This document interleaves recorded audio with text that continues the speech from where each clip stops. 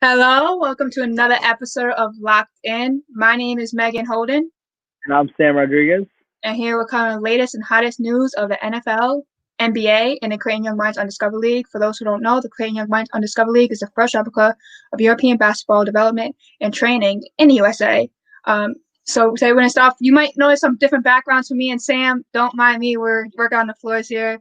But we got the mic set up. We got headphones. We're here for you. But to start off, Sam, we actually have a special guest today. Can you tell us a little bit about our special guest? Yeah, so we have former NBA player CJ Carter.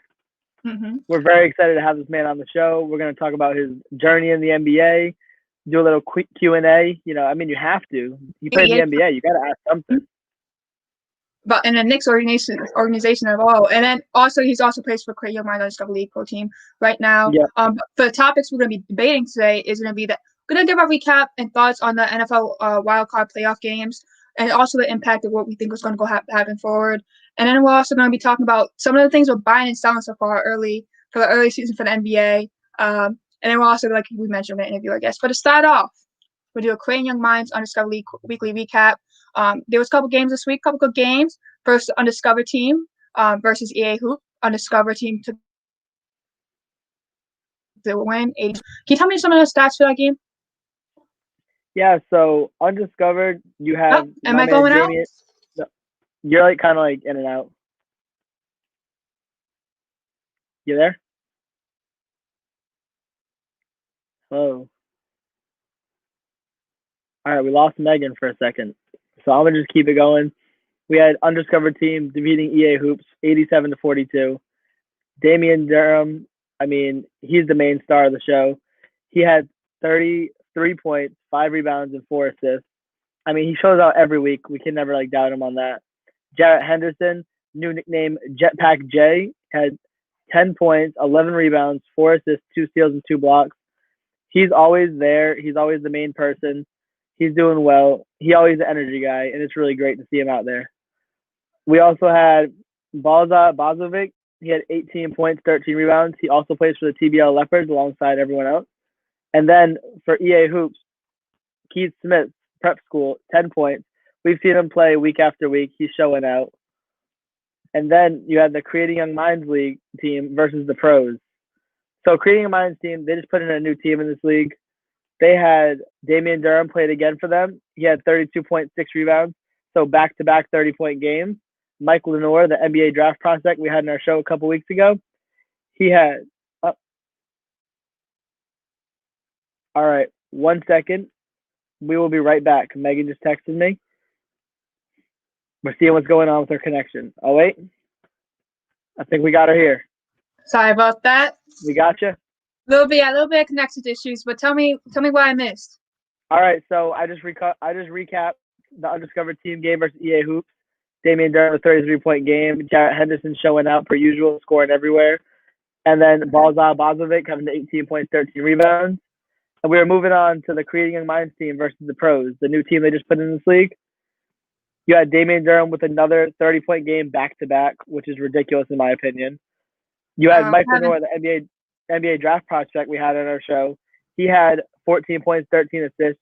Phenomenal player. He should have been drafted. Should have got a summer league contract. We'll see soon. You had Lewis Patterson, the third. He had 13 points, 5 rebounds, 5 steals, playing great. And then you had Balza Bozovic again, 14 points, 10 rebounds. Then going on to the pros, you had CJ Carter, our guest coming on in a couple minutes. He had 23 points, 5 rebounds. You had Dante Smith, who plays for the Morocco Super League, with 21 points and 10 rebounds. That was a really close game. Creating Young Minds came out on top 82 versus the pros 70. And then lastly, you had Louisville Black versus the Prospects. Louisville Black had 69, Prospects had 45. Jesse Williams plays for the TBL, 28 points, 5 rebounds. He plays phenomenally. Marcus Brooks, we had in our show last week, 21 points, 5 rebounds, 4 assists. And then for the Prospect, Mitch McCann, 16 years old, 10.6 rebounds. May not seem like a lot, but he's 16 playing in a league with a bunch of grown men. So honestly, he's showing out. Nice. I'm having a little bit of connection issues, but it looks like I just got it back. So, but this guy's showing out. Undiscovered, that's what it's all about. Undiscovered talent. Now, let me ask you, which game do you think was going forward? What teams do you like actually the most? I mean, it's hard to beat the undiscovered team. I honestly like that Creating Young Minds team. That new team out there, adding Mike Lenore over there. Mike Lenore is a phenomenal player. I was surprised I didn't see him playing in the earlier games. So seeing him out there, it's kind of like that team's going to be hard to stop. It's a combination of the undiscovered team and the Creating Young Minds team.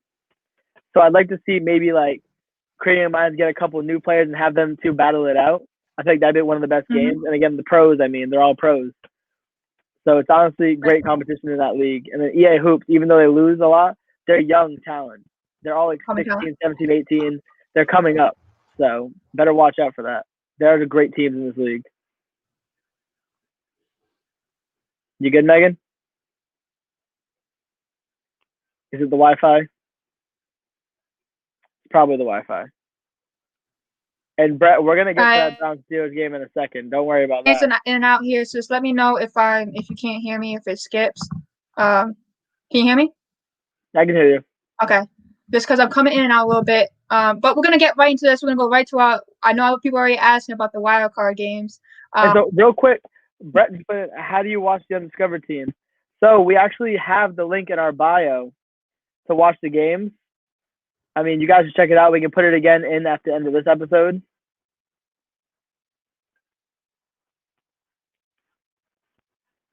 You good, Megan? I think we gotta get you like a new router or something. All right, so yeah, I think it might be McDonald's Wi-Fi, Brett. You may be close. We're just waiting on this. See what's going on. So, anyways, in the bio, yep, it's just in our bio, and it's this week they play it on Saturday. It's usually on Sunday mornings. So it switches up every week, but we post the schedule whenever we get it sent to us. So we'll have the schedule for this week posted in a couple days. Just waiting on Megan. We're trying to figure out this whole Wi-Fi situation. I'm getting a text from her. We're waiting. I know it is football season. I know. But listen, I'm telling you, it's worth the watch. They played Saturday this week, so didn't really interfere too much. And they play early on, so we're good. Yeah, Megan is also waiting on Megan. She texted me. She's trying to come back in. It's all freezing out. So we're going to wait a second. And then CJ Carter will be joining us shortly. We have to get Megan on here first before we can even do that. So we're working on it here. But I'm going to give some quick thoughts, I don't know how to get rid of this background. I think Megan put that up. But so you guys got to settle with this for now. The games this week were honestly ridiculous. The wild card. I don't know. She told me to change the banner. I don't know how to do that. So got to figure this out real quick. So thank you, Brett. CJ Carter is a former NBA player. Oh, Megan, all right, hey. Hopefully I'm back. I guess I don't want to talk to you today. I think what's going on Xfinity, man. I pay so much money for Xfinity and they're not coming for me. All right, so Brett asked, who is CJ Carter? CJ Carter is a guard that played for the Knicks. He had a bunch of summer camps with a bunch of other teams and also played in the NBA G League for a couple years. He played for the Knicks back in 2013, and he also had some stints on the G Leagues, and he plays for Creating Young Minds Undiscovered League for the pro team. Great player, great shooter. Now, I know a lot of people asked about the Wild because I said before. What happened? I just sent him the link. He should be joining us shortly. All right, perfect. A lot of great games though. The Wild Card. Some that you can call it early, but a lot of the competitive games. We can just give out quick thoughts real quick. So to recap the scores for them, I mean you can see it in our banner below. The Buffalo sent the Colts 24. Rams won 30 versus Seattle 20, and then you had Tampa Bay winning 31 versus Washington 23. Ravens, I thought pulling a little bit of upset. My Super Bowl predictions are halfway wrong. Ravens 20 versus Titans, Titans 13. And then you had Cleveland beating Pittsburgh 48-37. Yup.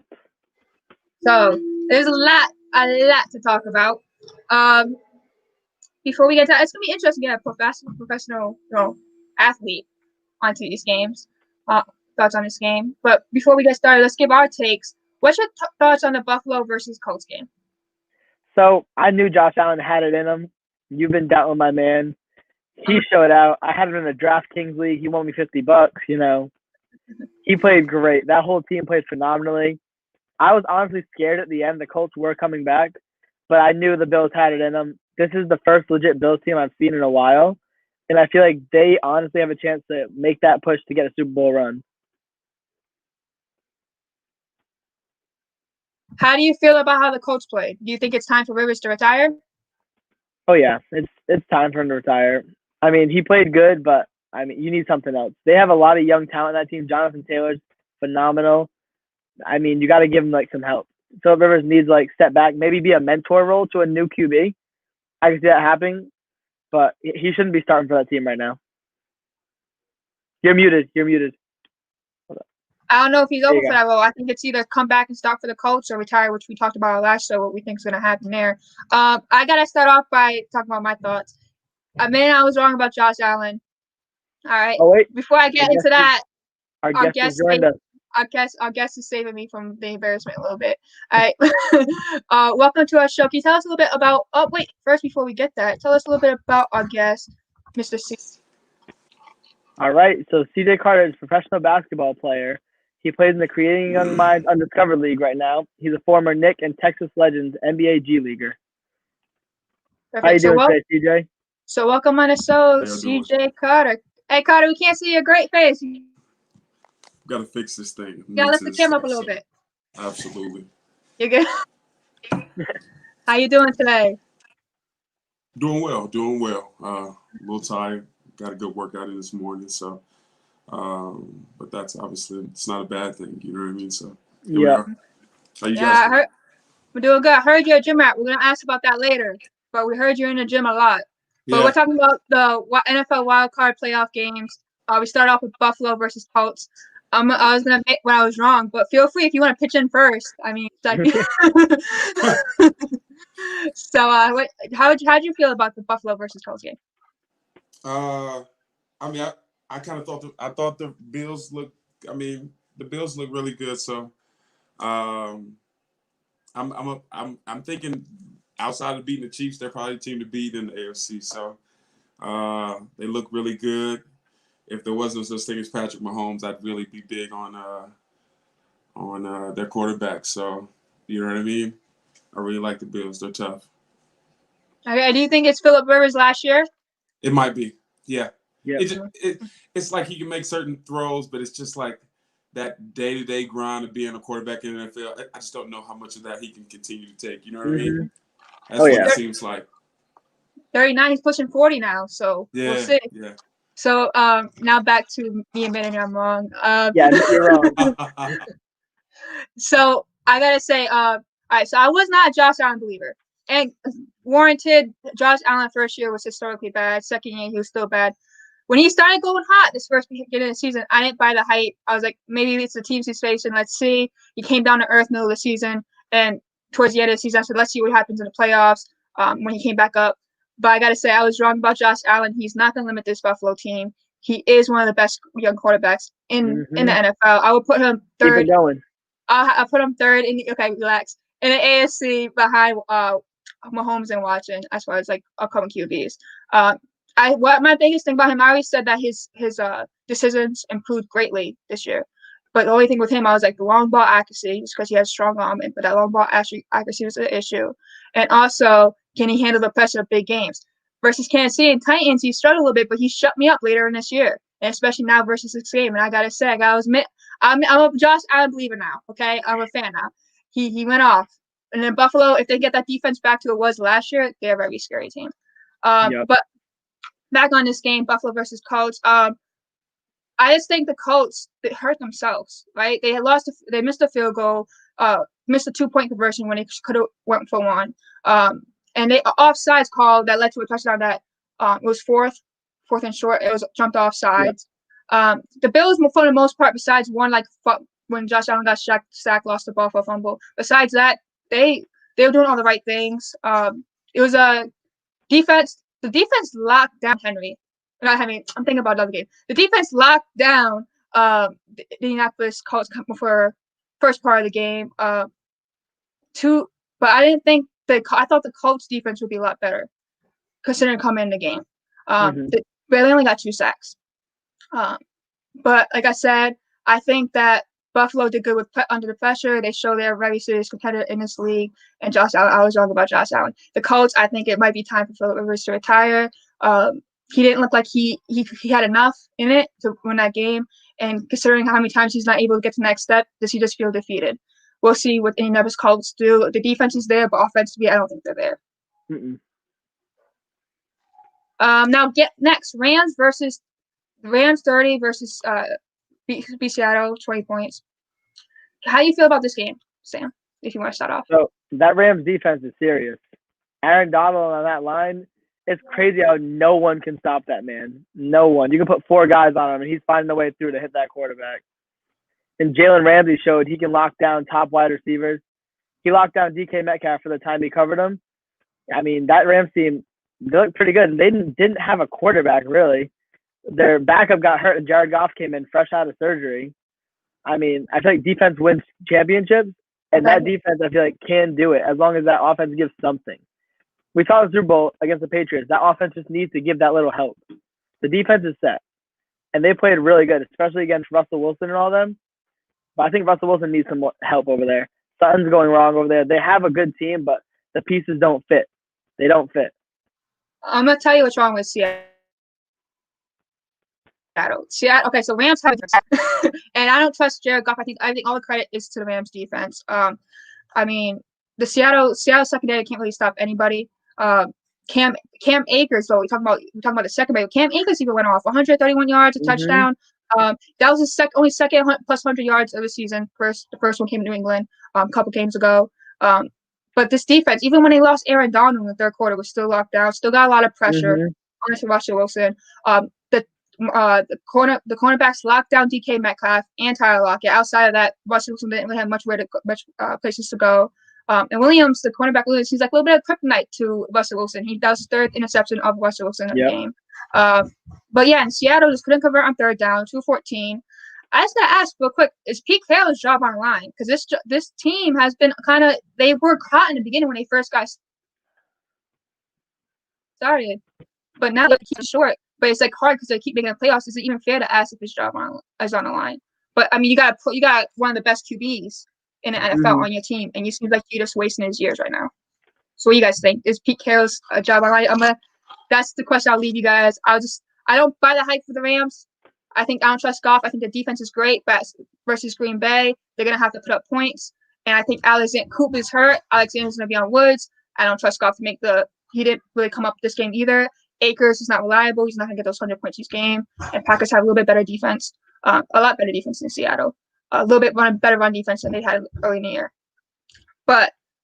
And Seattle, what is Seattle going to do? Real quick, I'm going to turn that to you guys before we get into the CJ Carter's recap. Seattle, what do you think Seattle's going to do with Pete Carroll? Sorry. He's muted. Sorry about that. CJ Carter, want to step in here? I had you muted. What were you saying? Oh, I'm sorry. I think Pete Carroll's situation is a little bit different. You know what I mean? I think he may be, kind of skating on thin ice, But the thing that Seattle has to do is they have to get back to what their mantra was at least a couple years removed, which is having a defense that scares a lot of teams. You know what I mean? Their defense right now it's kind of like it's just there until you can get Russell Wilson back on the field and he can kind of just hold it down. You know what I mean? Yeah. And their offense is explosive, but you still have to have a defense that at least gives you a chance. You know what I mean? And so that would be, I think, the challenge. I think Pete Carroll, who is a defensive-minded guy, he can fix that, I think, if you give him enough time. But after a while, it starts becoming with certain teams and certain types of players, right, like the Russell Wilsons and coaches like Pete Carroll, you've got to get a Super Bowl. or at least a Super Bowl appearance. You know what I mean? And so, Mm-hmm. that's where I think they're at with it, and see what happens. Yeah. They got it early on, but like you said, that they need a defense because that offense is going to keep feeling defeated if they put up points and that defense scores. But I think he's done enough where he's not on a hot seat. Sam, how do you feel about it? So I don't think his job's on the line. He's one of the best coaches in the league. Maybe defensive coordinator's job might be on the line, more so than him. He is a defensive-minded coach. If he brings in a better defensive coordinator, I think they can work that within a year or two. They can work it out because there's plenty of good defensive players in the draft coming up. There's plenty of good defensive free agents coming out. They just need to pick the right ones. They have cornerback issues. They need that really bad. Secondary, if they can solve that, I feel like they're going to be solid because Russell Wilson is one of the top quarterbacks in the league still. So if they can bring that defense over, they'll be set. So, real quick, CJ Carr, how do you feel about the Rams? The Rams have a ton of defensive capabilities. Obviously, they have the best defensive player in football in Aaron Donald, right? I mean, that goes without saying. And then, of course, even Ramsey, right? Ramsey has proven that in the secondary, I mean, he's probably the best at his position, arguably. You know what I mean? And so I think you could see at the beginning of the year when they weren't playing as well versus now. And sometimes things just take time. Guys kind of learn how to mesh their egos and stuff like that together. And you kind of find out the functionality of it all, and it starts to work. And so the Rams defense is fire. I think the issue with their offense is it's a lot of intricate stuff. They have a lot of trickiness, and the concepts that their coach does that's fantastic. But I think health is a big issue for them. And because those guys are just getting back, I don't know if in this next week, I think they play the Packers. I just don't know if that's a good look for them. Aaron Rodgers is the hottest thing on earth other than Patrick Mahomes, in my opinion. So you got your work cut out for you. You know what I mean? Yeah, for sure. And I guess I think his biggest problem is golf's not worth the money he's being paid right now. Real quick, I gotta address something. A lot of people calling at me for Josh Allen, saying how I didn't believe in him. He was really horrible the last 2 seasons. That's not debatable. You can look at it. It's history. He was historically bad for 2 seasons. That's a long time. It's not just a couple games like you guys are giving some of these other QBs. So calm down. Yes, if it's the most improvement award, he should go to him this year. He's great this year, but the last 2 seasons he was doo-doo. There's no debate about that. But on to the next topic. KFA 31 versus 23 Washington. Washington, their defense is very. I don't even say it's upcoming. It's here. It's young and here. Yep. Very talented. Tampa Bay just had all-around talent. It was too much for obviously outcome. I want people to calm down though on the Washington QB. Like, I came back to the but the new QB was playing. You guys first start looked pretty good. Did a great job escaping pressure. But I mean, he didn't really amaze me with his throws. I think people are already calling him a starter or the future of the Washington football team is jumping the gun. I think he gave him a chance to compete for a job next year. But I think people are jumping the gun a little bit here. Calm down, relax. It's one game. Well, like I said, Washington defense was amazing. Tampa Bay, but like I said, too much talent. They spread the ball around offensively. But one thing I am worried about Tampa Bay is their defense. Their front seven should be one of the best in the NFL, right? They should not be giving up this many points to a Washington football team, which struggles on offense. I'm a little, and especially going against the Saints, who are well around it, and especially if you have Breeze, Thomas, Kamara, like, you're going to have to step against the run, but their secondary needs to improve. Tampa Bay, that's what might hurt them against the Saints is their defense. And I'm a little bit worried. Like I said, they should, with the players they have, Sue on one end, Paul on the end, they should get more pressures than only 2 sacks. But what are you guys' some thoughts about the Tampa Bay versus Washington game? So I'll say Washington football, I have them winning this game. That was my upset game. They played great against this team, honestly. They didn't show anything wrong. That quarterback came in. I don't even think he was planning to play. He came in and played exceptionally well. Like, I think he was better than Alex Smith was during the regular season. During that game, that's what it showed. Alex Smith would put up the yards, he wouldn't put up the touchdowns. This man, you saw him diving in the end zone to get that. He showed a heart out there. I think he shows he can fight for that starting job next year. Like you said, I'm not going to push it, saying he can start in most teams. He can fight for it. I want to see a couple more games of it. But this is a good first game against the Bucs and Tom Brady to show out. even though that defense is like not playing well for the Bucs side, showing out, knowing you're playing against Tom Brady, that has to put a lot of pressure on you. So he played well during that. But again, the Tampa Bay just loaded with weapons. It's unfair. They should be undefeated on paper. So they put up a fight, honestly. I was surprised. I don't know if Alex Smith wasn't great this year. He was middle of the pack, but I don't know if he was better. Passing wise, he did a great job escaping the pocket. But what's your thoughts, CJ Carter, on the game? I thought that the Washington football team actually should have been commended for their effort, right? Mm-hmm. I mean, you know, obviously when you go into the playoffs, you realize that a team like the Tampa Bay Buccaneers, they were created to play in the postseason this season. You know what I mean? So with that being said, I actually thought it was a commendable job by the Washington football team. Their defense is going to be, you know, hell to pay as you move forward. You know what I'm saying? And so, you know, it's just their offense trying to match up with that. I was surprised that they put up as many points as they did. But Tom Brady's Tom Brady, right? And because Tom Brady's Tom Brady, that's the part that's going to at least give them a chance. I'm not so sure against the Saints, but like I learned in high school basketball, it's tough to beat the same team 3 times in a row. So we'll see. Now I got a question for you. Elite Sports Debates, one of the best groups of sports debates on Facebook, said, "Did any of you guys watch the game on Nickelodeon? Did anyone catch the Nickelodeon game, or you stick to CBS?"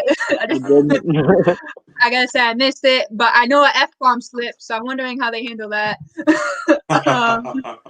But going to that, we also got the Ravens versus the Titans for yesterday. We have Ravens beat the Titans 2013. What are some of your thoughts? Lamar Jackson won his first playoff game, set the haters up. What's your guys' thoughts on this game? Derrick Henry can be stopped. He can.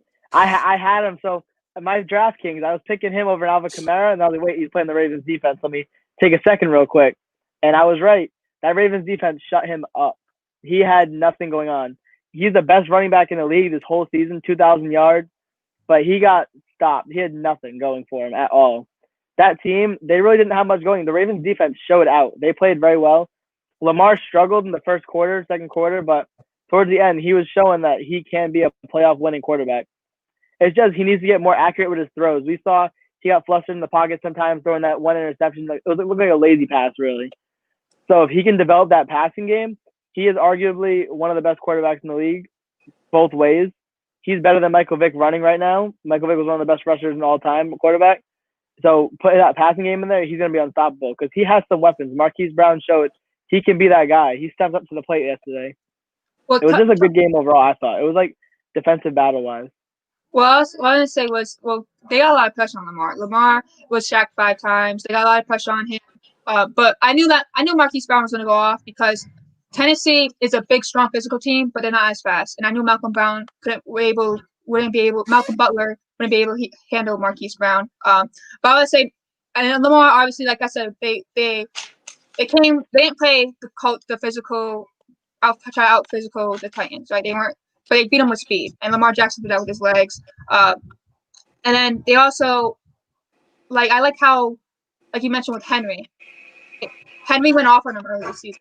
But know what the Baltimore Ravens said? No, our D-line is healthy now. Had one of his worst games this season, 18 carries, 40 yards, shut him down. And obviously we know Tannehill is not really the QB to carry much of an offense.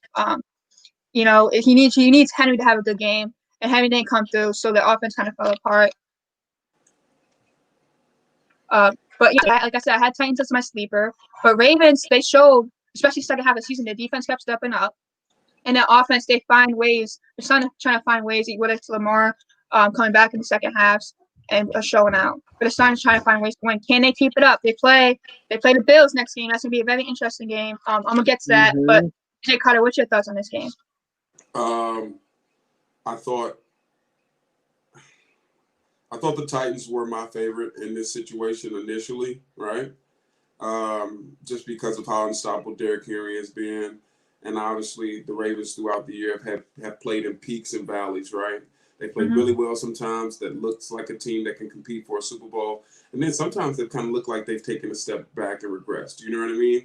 And so because of that, I wasn't really sure, but I did know that Derrick Henry was playing. You know what I mean? And so Yep. I was thinking that was going to be the difference maker. But man, that Baltimore defense, man, was really tough. And what I think that the Ravens decided to do was they said, "Hey, listen, we're going to see if Tannehill can beat us." Yep. And I just don't think that Tannehill had enough going in a situation where Henry could not set up enough to give him enough leverage and leeway to operate the offense with, because you focus so much on him. You know what I mean? And so Yep. Tannehill was, to me, the thing that I wanted him to perform a little bit better. But playoffs are all about adjustments, and so that's exactly what we saw in that game as well. And we saw last playoffs when it was time for him to take the ball and go down the field. Yeah, he struggled again. So I'm not sure if he's the right QB for that. Henry needs to go off. I think they need to up their defense. But back on the Ravens versus Bills, I mean, it's Ravens. I mean, I think the defense can come through. But like I said, it's going to be interesting to see the Lamar and Josh Allen, similar type of QBs who can beat you with their legs, but also has the arm talent. Who can be the better QB in that game? I think that's what it come down to. But going on to, I believe, I want to get my everything straight here. You got the Saints versus Chicago Bears. This was not a close one at all.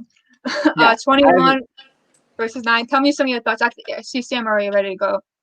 I don't really have many thoughts on this. It's what I expected. The Bears shouldn't have even been in the playoffs, really. There was plenty of other teams. That whole you win your division during the playoffs thing is stupid to me. So it should be best record, really. The Dolphins should have been in there over them, honestly. It was a blowout. The Saints, you really expect the Bears to put up a fight against them. Their defense is phenomenal. Drew Brees played exceptionally well for just breaking 10 ribs. Like, that man's a trooper out there. He's not retiring anytime soon until he gets that ring. So it was what I expected. No really surprises there. I think he retires this year, but I think he also gets the ring this year. I think he retires either way after this year. It's being reported. This expectation is that. But this game, I say great defense, right? That's all I can really say about the Bears. That's where it ends for the Bears. I think it's time to move on from Mitch Trubisky. I know that he sold some flashes again this year, but we've seen this game. He can't do enough. He's not the QB who can get you keep going forward. When it's time and it's on the line and you need him to make a play, he's going to struggle. Even though the Saints defense is top 5 on both passing and rushing. But Bears, I mean, all season they really had no offense. They struggle. But Brees was really good in the dome. I know people talk about Brees in the playoffs, not the same, but he was pretty good. Kamara was solid. I think they're just probably the best team all the way around, which is going to make it interesting. That's the Tampa Bay game next, who they seem to have who had their number, right? They beat Tampa Bay twice in the season. But I just think the Saints are the best all-around team. What's your thoughts on the game? I think the Saints. I mean, against the Bears, you know what I mean. We all kind of just saw that as an inevitable thing. Like, hey, you're gonna play the Bears, smack them around. The Bears' offense is limited. The Saints' defense is amazing, and of course, if you give Drew Brees enough time, he can make things happen. Still, of course, you know what I mean. And so. I like the Bears defense, but more so as a rushing defense more than a passing defense. You know what I mean? And so that's just you just drew a tough team against the Saints that is so dynamic in the air. You know what I'm saying? And so that's the only thing that I think made it really complicated for the Bears. But, I definitely agree with you. You may have to move on from Mitchell Trubisky just because I think, insanity is obviously trying to get something different out of the same attempt constantly. You know what I mean? And so, just gotta try something new. Everyone try to go in a different direction with that and see what happens. Because I don't think people are asking about if his job's online because he brought the team to the playoffs twice, but the first round exit. But I don't think it's like I said, the defense plays great. I think the offense is limited by the QB. They just need a QB. Real quick. Also, lastly, now we're gonna go Brown versus Steelers. I'll start off this. Steelers is, I said all season, their team off momentum, right? They play off momentum. And they started off with a bunch of mistakes, and it was just hard for them to catch back up from it. I'm a little bit worried, though, about the Browns, who keeps letting up big leads in the second half. They let teams kind of come back. But I think we all need – I mentioned I acknowledge my wrong about Josh Allen earlier. I think we all have to say something about Baker Mayfield, who I mean, when we said this earlier this season, his job's on the line this season, right? Me and Sam said that at the beginning of the season, he has to show out now. And he did. He's shown now he can win these games. He the numbers. He does enough for that team to get the win in the playoffs. But Cleveland, I mean, they're the best offensive line. The best offensive line beat the best defensive line. They even allow 1 sack on Baker Mayfield.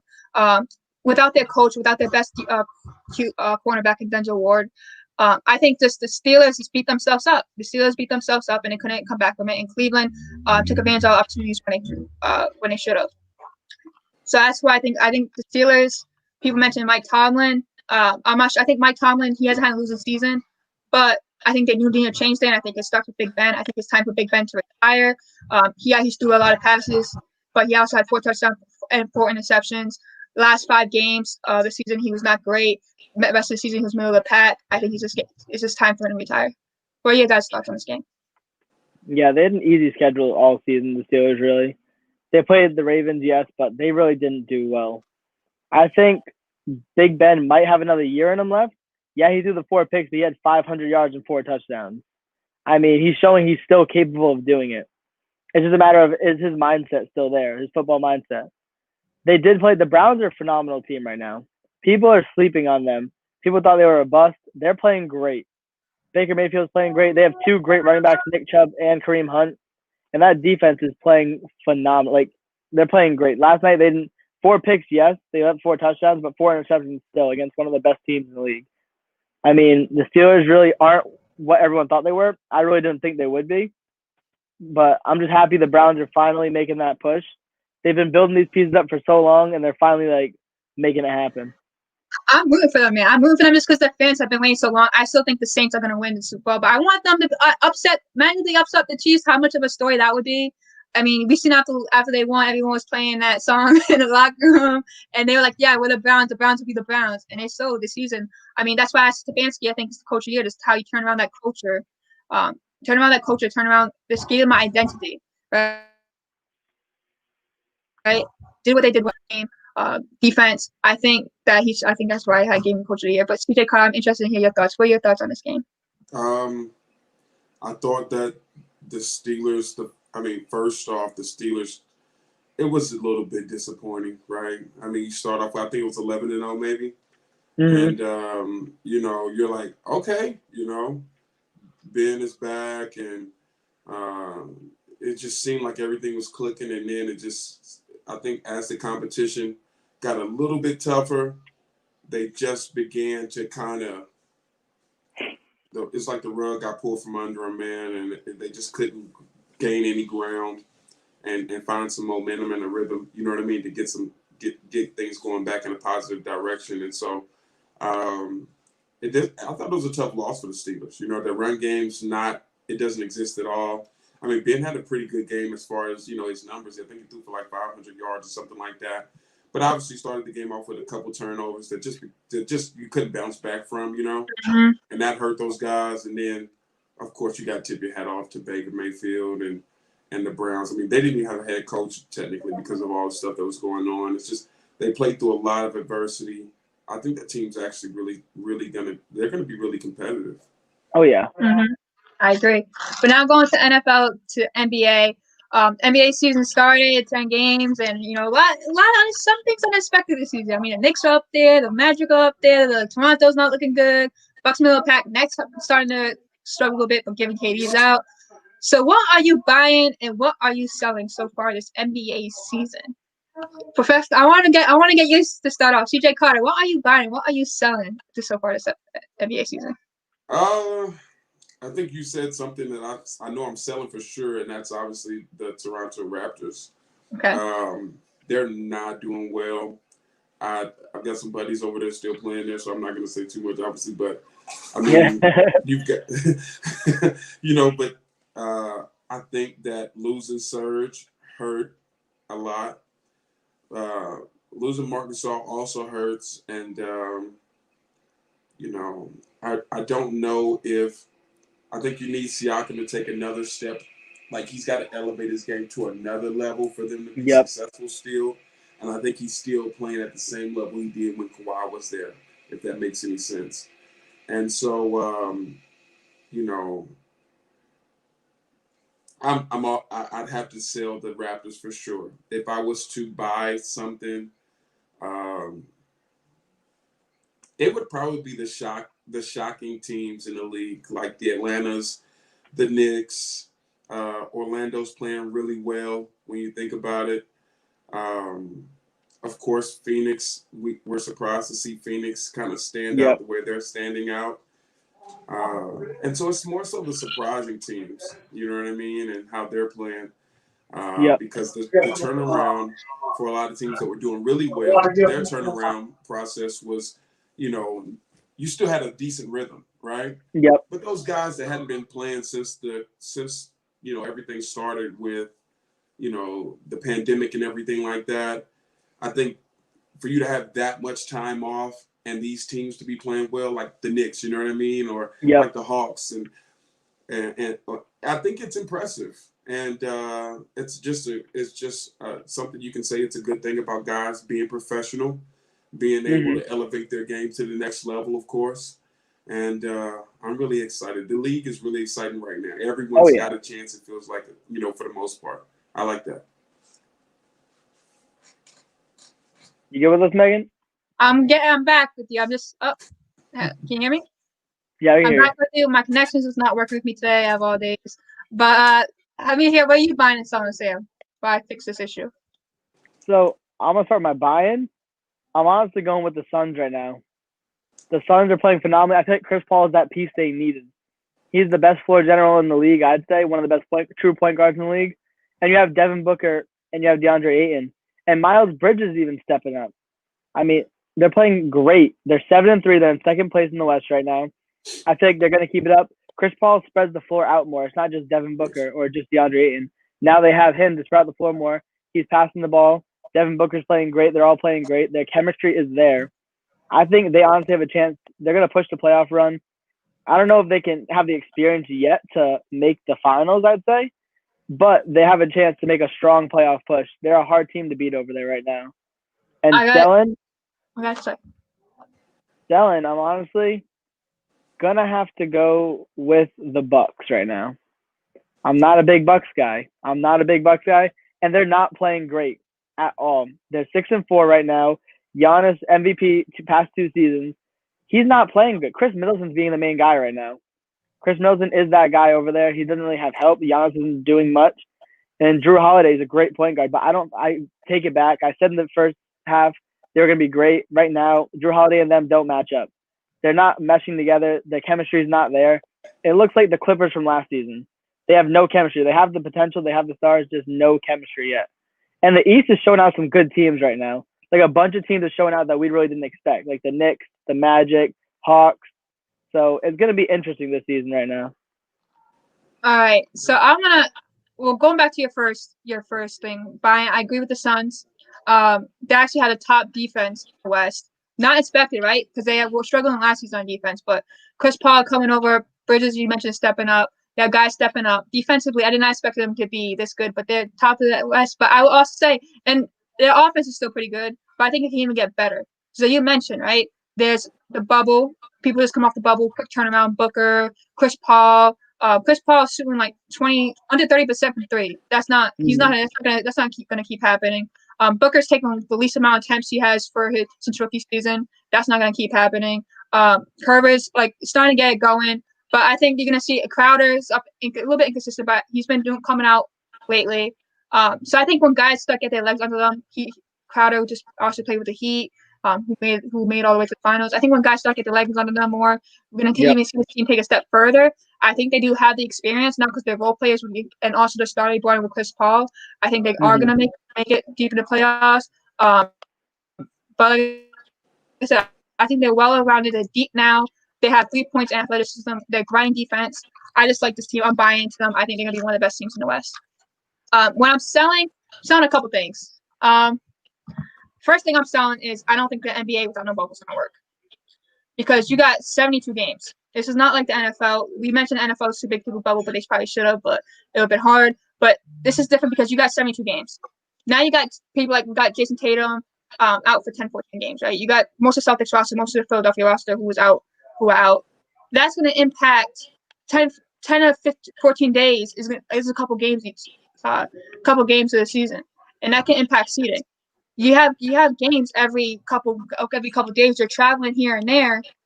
I just think it's not realistic. 72 games is a lot more. You're traveling more risk, more exposure. I think they to see how the problems are early in the season about guys being out.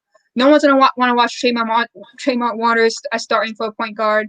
I think you're gonna need a bubble because it's not gonna be realistic. You already have schedule issues. You already have guys who are out, star players. It's gonna impact you. The bubble worked good. I think they might have to do it. How that's going to work with the Players Association and how it's going to come up, they might have to cut the season a little bit again. So I'm not sure if guys want to stay in the bubble that long, but we'll see. I just think it's going to mess up too much. It's going to be too many rescheduled things around. It's going to impact standings too much. But my Knicks, the thing I'm selling for a team is the Knicks. I'm not buying the hype. All right? They're 500 now. They're 6 in the East. I don't think they're going to be a playoff team. Yes, they have great defense. The offense is struggling. Julius Randle, though. People are overlooking Julius Randle. He's actually right now, NBA put out early MVP list. I thought he should be on it. The man's averaging a double-double. Has 8 double-doubles. I think that's least the league right now. 23 points, 11 rebounds, 7 assists. Usually he's known for higher rebounds and higher points each season. He's been getting close to the 20s, around the 10th mark. But that 7 assists is a big jump. I'm not sure if he'll keep that up. But I would say for the Knicks, I just don't trust them because I think they're just going to be inconsistent. They have a lot of young guys. They don't really have bench besides Austin Rivers. We've seen already this season, like they're 4-4 for teams above 500. They're not great at keeping leads. I think they're too inconsistent. I don't believe it as like people see like the Magic last year, where it's teams that don't believe in me when I come together. I'm going to show them wrong. I'm not really sure if this is that team. I think there's too many teams that are competitive in the East that can make it. I'm not sure if they can make it to the East as a playoff team. I'm not buying the hype right now. They don't have enough. I think they're too young, too inconsistent. They need more of a bench, and they need more players. Because if Julius Randle struggles, then who else are they going to go to? RJ Barrett's too inconsistent. I don't really trust Payton as a point guard, but I'm not buying the Knicks first. But I'm interested because you're also a former Knicks. So how do you feel about the organization right now? Oh, I'm sorry, you're muted. How do you feel about the team right now? I think that it's impressive to see this turnaround, right? We have had this like rolling perspective that says like, once you're bad, you're going to just stay bad. You know what I mean? And just to see the culture changing there. Obviously, when you bring in Leon Rose, that's big time. You know what I mean? Guy who I used to do business with. And then, of course, World Wide West comes in. So you have William Wesley and then Coach Tibbs. Everyone knows what he's all about. You know what I mean? It just gives you a chance to be successful. Coach Tibbs is all about, if you give me maximum effort on the defensive end and just rebound, I don't mind you doing whatever you want to do on the other end. You know what I mean? And so I think that's a big reason why they're playing better, right? It's because at least guys are saying, you know what? We're not going to focus as much on the offensive numbers versus us playing a certain way defensively. You know what I mean? And so I think that's impressive. And I'm happy for them. Seriously, I'm happy for them. So you think they're turning the corner? Are you buying the hype that they could be a playoff team, or you think that? I think so. So. Okay. Yeah, I think so. All right. Now I'm interested. I was going to save this one your question, but this is one on the topic. They also the owner got a lot of flack, obviously, because of the situation past couple of years. KD, they almost got KD and Kyrie, but messed it up. Now you got firsthand experience with the organization.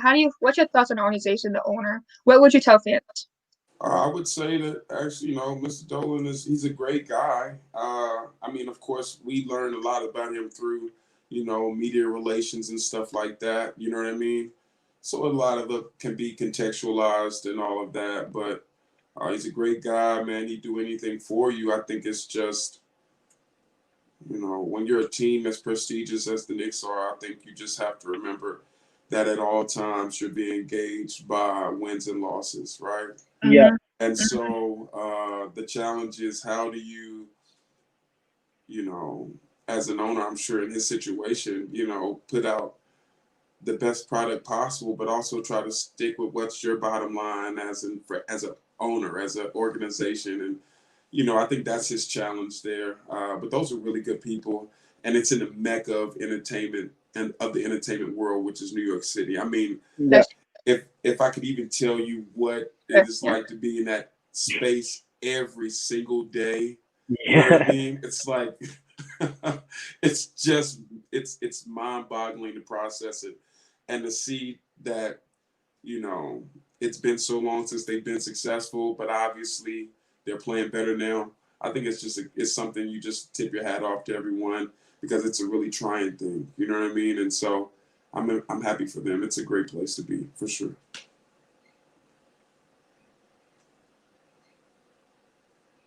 You good, Megan? She's been freezing on us all day. All right, so while Megan's frozen, we're going to jump into your questions for this interview.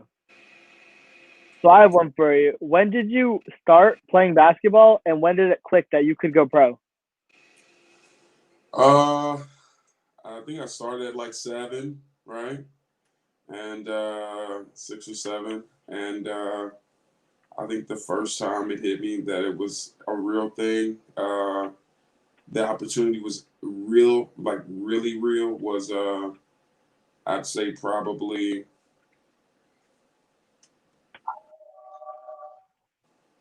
Sorry about that. my junior year Yep. of high school, maybe. My junior year of high school, had came in contact with some NBA guys in Charlotte, North Carolina, and they would work out, and I'd hang out with those guys, and every day we would work out together. They'd play. We'd go to, at the time they were called the Bobcats, and we'd go to the Bobcats facility, and they played. Now they wouldn't let me play, but they would play, and I'd be there with them. You know what I mean? And they'd like, hey, listen, you're gonna make it, man. Just keep grinding, stay at it. Pick your favorite player or two, watch and learn everything that they do. You know what I mean? And that's exactly what I did. Someone in the comments want to know how tall are you? I'm listed as 6'4". I'd probably say about 6'3.5", but I'll take 6'4" every day. Yeah. Just take it. I'm gonna say was sorry about the internet connection. Thank you for your patience and our viewers sticking with it. Next, Sam, you asked him about how do you get involved with the NBA? Not NBA. How do you get started with basketball? When do you get pro? Yeah. Right. So I want to know is you asked how you got started with basketball. How did you get started? How did you get involved in the Creating Young Minds Undiscovered League? I had actually met one of the people who run it, Mr. Crowder, and I met him years ago when I first came out to Dallas, and it was a basketball function that was going on. I didn't remember this, actually. He reminded me about it and told me about it, and I'm like, oh my goodness, I forgot about that. And so it was really funny that it's one of those weird things, like you don't know that you leave a lasting impression on someone until they tell you, hey, listen, man, I never forgot this thing, and look, we're meeting each other again, right? And so I just so happened to be talking to a big fella that he had brought with him, and just trying to give him some tidbits of information, obviously, because he had the whole world in front of him as far as opportunities and stuff like that. And it just went from there. It was like we saw each other about 2 or 3 months ago in a gym randomly, right? I was just getting some work in, and I was like, hey, man, what's going on? I'm like, hey, how's it going? He reminded me who it was. I'm like, oh, my goodness. I remember that, you know what I mean? And it's like, yeah, man, let's stay in contact, and we just went from there. So it was almost like a manifest destiny type of situation right there, you know. Well, yeah, I also got a question from the fan that I'm also curious too about was what's your favorite memory from playing the NBA, but also what's some of your biggest takeaways, and what's one thing that you would say that you gained and one thing that you would change? I know it's a lot. Yeah, best memory ever. I mean,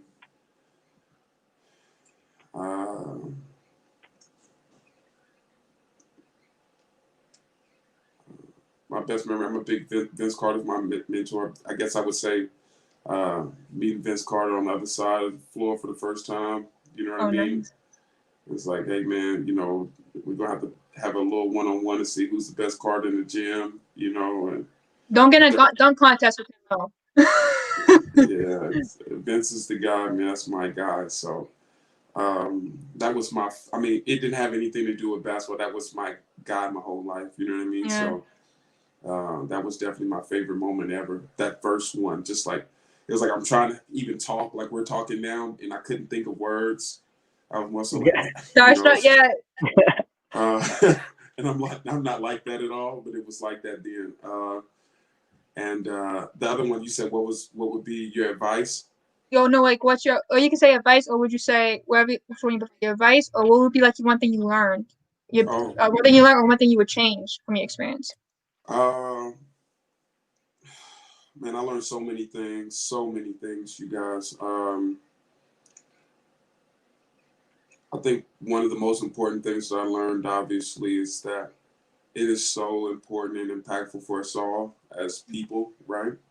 To constantly build relationships. You know what I mean? And not just like, hey, how you doing? I mean, really build relationships. Be open to getting to know each and every person that you come in contact with thoroughly. You know, hey, how you doing? Hey, how you doing? You know, what's going on? Yeah. My name's CJ. This is my situation.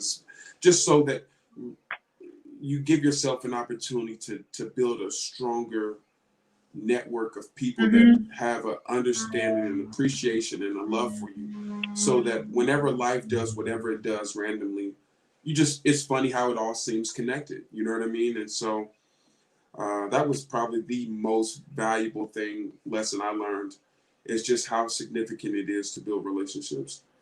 And it's like the NBA is just like any other job or anything. You got to network. You got to have. Absolutely. Like yeah. I like it. Sam, what else do you have? So there's a lot of good questions in the comments right now, and actually one of them was mine. So what's the speed of the game like in the NBA? I mean, I can't simulate it, but I'd say if you played up and down as fast as you can, right? So transition is everyone's sprinting at all time, and then when they're running their sets, you know, there's just constant action. So it's like getting on the busiest highway in a major city, and you constantly hear traffic, you know, cars blowing horns, people trying to get over here to get off on the exit, someone's trying to get over to get in the fast lane, someone's actually driving a little slow because they just want to kind of enjoy the view. It's just like that. I mean, it's pure madness, but with intent. You know what I'm saying? Yeah. That sounds. So that's why that 24-second shot clock on TV seems like a long time, but while you're out there, it's like that. It's like, oh man, I'm getting anxiety just listening to it. That sounds intense. Now, one of my questions is based off that, like describing the game, and you competed also in the G League, and you competed a bunch of these guys, and got a lot of invites and workouts. When you do that, are you able to really enjoy the moment, or you're just so focused on making it or competing with these guys that you're not really able to enjoy it? Oh yeah, it's tough, right? I mean, it's like that competitive part of us ourselves that's saying, hey, listen, well, I want to be a competitor and show this guy whatever. And then it's the other part of it, which is, hold on a second, this guy's got 6 years experience on me, 10 years, 12 years experience on me. Let me be a sponge and soak it all up. You know what I'm saying? And so that's a challenging thing. It's a fine balance between the two. You know, there's like unwritten rules, right? Like, let's say we're playing against Kobe or something like that. You know what I'm saying? God bless him and the family. But let's say you were playing against someone like Kobe. Let's say every single game you played in, every practice you played in, you always wore Kobe's. The rule is you do not wear Kobe's that game. You know what I'm saying? You know what I mean? It's that mentality. It's these little rules that you have to then take on in order to, still stay competitive, but you still at the end of the day want to learn as much as you can. You're still a sponge. And I'm trying to think of that play, like that play who said, like, when the game starts, I have no friends. Like, that's really what it is. No, a great question also before we get to Sam. Who was the hardest player that you had to guard, would you say, in all your time in basketball in general? That's a tough one. I know we're hitting you with the tough ones. Nothing easy here. Yeah, nothing easy. I'd say, I mean, one of the toughest guys I ever had to guard, and was this guy named Rashad McCants. Okay. Rashad McCants with the University of North Carolina, played in the league a few years. I had to guard him every single night. Oh God, the shot is tough. I was gonna say, what was it? Like I could see like you're having flashbacks, right? Yeah, it was tough. Just because I was younger, right, and he was older, and was he had every trick in the book, but he also was really strong, really athletic, long arms, big hands like I do, and he just had, for whatever reason, I could not figure him out. I just couldn't figure him out, man. That was probably my toughest one. Other than that, you know, you got other people who can help you out, coaches putting schemes together to kind of help you in situations. But with Rashad, man, it was tough. It was tough. Yeah. And then I got one more question real quick. So, getting in the NBA your first time, how was it? Like the feeling of just being there, knowing you finally made it. How was it walking in the gym with everyone? It's unreal. I mean, you know, it's like someone's playing a joke on you, you know, and you're like, okay, at any moment I'll wake up from my dream or whatever the case may be. And so it's kind of like you're floating around for a minute until that first moment where something happens, and then either you get fouled really hard or, you know what I mean? A guy starts talking a little smack to you or something like that. It was all hold good. on a second. Yeah, right? You know? This is basketball now. So before I get caught up into all this other stuff, let me remember this is basketball. Let me take care of the basketball part of this thing, right? And then get caught up in the other hoopla later, right? But, oh, man, you're talking about phenomenal experience. It's amazing. I want to also talk about other people's game. I want to talk about your game for a second. How would you describe the game, and what play would you compare yourself to? Or which play you took a lot of game from? I watched a lot of Michael Jordan. You know what I'm saying? I like to operate in the mid post, the high post. I like to play my back to the basket a lot. Minimal, you know, 1-2 dribbles max, maybe 3 dribbles maximum before I do what I need to do. Obviously, being a really athletic guy, that helps as well. The younger D Wade, I used to watch him a lot as well. So I get a lot of like Kawhi Leonard comparisons and stuff like that. You know, like DeMar DeRozan, you know what I mean? So I think that would probably be like 2 guys that are playing now. We have similar types of spots that we operate within, you know what I mean? Yes, I like that. Two-way players, great defense, get it done offensively. Now you mentioned Michael Jordan. People asking in the comments, like, who's your GOAT? Is Michael Jordan your GOAT? Or, because I would love that, because I have Sam here, who's a big LeBron guy. I've watched several podcasts from you guys. I know Sam's big on LeBron. Sorry, Sam. I'm definitely team MJ, bro. There we go. You know, I mean, hey, it's okay.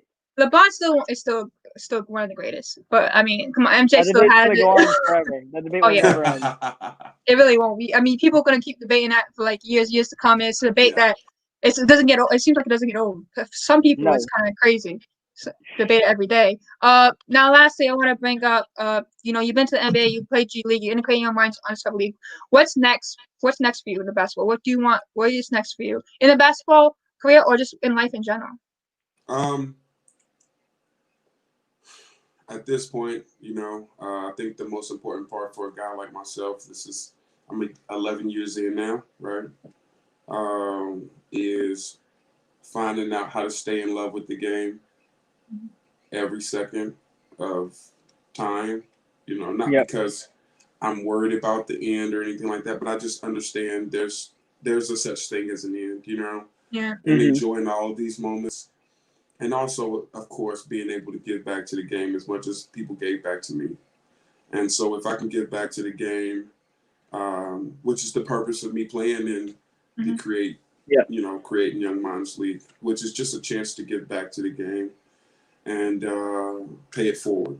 You know, those are the things that's on the list for me. That's all I really focus on, is just loving this thing as much as I used to when I was 14, 15.